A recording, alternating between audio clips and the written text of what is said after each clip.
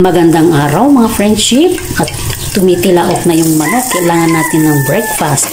Baka hindi mo pa nasubukan to friendship.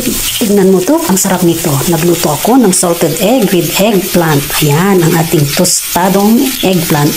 At nilagyan ko ng salted egg ang tortang talong. May iba naman. O diba friendship? May iba naman ang ating niluluto ngayon. Sliced eggplant at saka salted egg. May eggplant ka na, may egg salted ka pa. Dalawang egg, di ba? Ayan, taktak na lang natin ng black pepper. Ayan, at konting pampalasa.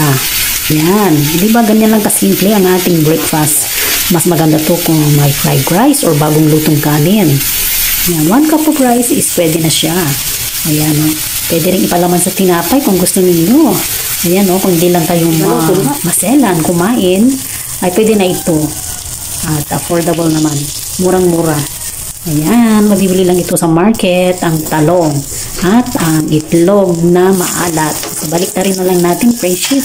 Ayan, diba, kitang-kita, toasted na, tortang talong na. Diba friendship, na iba ang ating uulamin ngayong umaga. Yan ang ating simpleng ulam ngayong araw.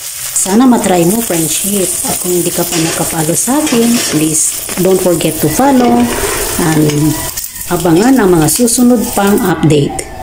Kung nagustuhan mo naman, share mo na. Thank you for watching.